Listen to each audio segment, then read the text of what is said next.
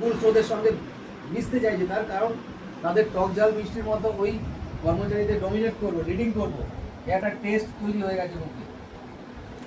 আবার তাদেরকে ব্যতি রেখে বাকি যারা আছে, যারা বাধ্যবাধকতার নিরিখে কর্মচারী সংগঠনটা করতে হয়েছে, তারা করেছে, তাদের সংগঠনের নেয়া কোনো রকম আমাদের অসুবিধে নেই। তার কারণ একটা জায়গা না বাঁধলে আরেকটা জায়গা গড়বে না। আর সংগঠনের কোয়ালিটি যেমন প্রয়োজন, ঠিক একই রকমের কোয়ান্টিটিটাও প্রয়োজন। সেই কোয়ান্টিটির নিরিখে সেই মানুষগুলোকে আমাদের সঙ্গে নিতে হবে, যারা বাধ্যবাধকতার নিরিখে সেখানে নাম লিপিবদ্ধ বা নথিবদ্ধ করে রেখেছি। প্রকৃতপক্ষে তারা দোষী নয়। তাদেরকে কি হচ্ছে, এনে আমাদের ভাবধারায় তাদেরকে অভ্যস্ত করতে হবে। অফিসে কি হচ্ছে যে একটা সুস্থ কালচার তৈরি করতে হবে। অফিসে কেন আমাদের দম বন্ধ করা অবস্থা পরিস্থিতি তৈরি হবে, যেখানে আমি মন খুলে আমরা আর কি নিঃশ্বাস প্রশ্বাস দিতে পারবো না, কথা বলতে পারবো না। কথা বলা তো অপরাধ নয়, কারো কোনো অসুবিধা হলে সে কথা বলতেই পারে। আমার কাছে যদি যুক্তি থাকে, সেই কথা দিয়ে তাকে কি হচ্ছে, যুক্তিটা তার কথাটা যদি ভুল মনে হয় সেটাকে আমি যুক্তি দিয়ে খণ্ডন করবো, অথবা তার কথা যদি সত্যতা থাকে তাহলে সেটা স্বীকার করে নেব। আমার যে সীমাবদ্ধতা সেটা কি হচ্ছে যে প্রকাশ করব, তাদের লজ্জার কিছু নেই। তো সেই নিরিখেই বলছি, ওই থ্রেড কালচার বন্ধ করতে হবে। থ্রেড কালচার চলবে না। কর্মসংস্কৃতি আমাদের সরকারকে ফিরিয়ে হবে। বিগত দিনে যেটা ধ্বংসপ্রাপ্ত হয়েছে, ঠিক বিনিময়ে একটা কি হয়েছে যে আমরাও আমাদের প্রত্যাশা আছে, আমাদের কি হচ্ছে কর্মচারীদের যে বঞ্চনা, সেই বঞ্চনা থেকে আমাদের সরকার মুক্তি দিক, আমাদের প্রাপ্য গণ্ডা, আমাদের এটা আমাদের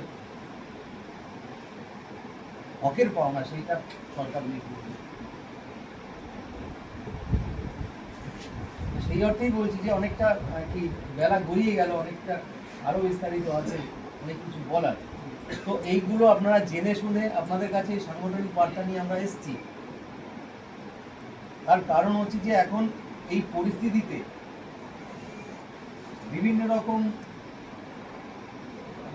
বিপদ আসছে। তো সেই জায়গাগুলোকে আপনাদের সঠিকভাবে চিহ্নিত করতে হবে, সেটাই সেই জায়গাগুলো থেকে আপনাদের নিজেদেরকে সরিয়ে রাখতে হবে।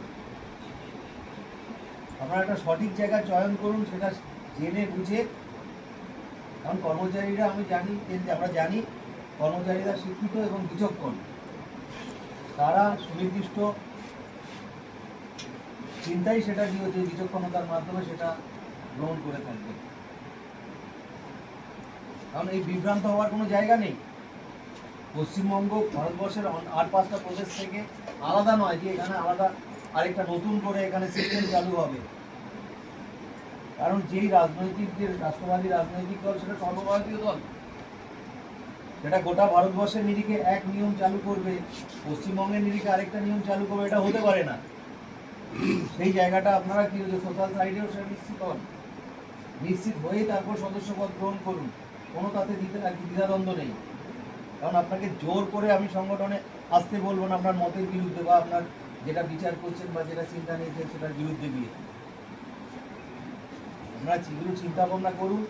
বাকি আপনাদের সঙ্গে প্রতিনিয়ত আমরা কোনো বিষয়ে কোনো প্রশ্ন থাকলে আমরা সেটাকে কি হচ্ছে যে আমরা নিজেদের মধ্যে ইন্টারাকশান করব।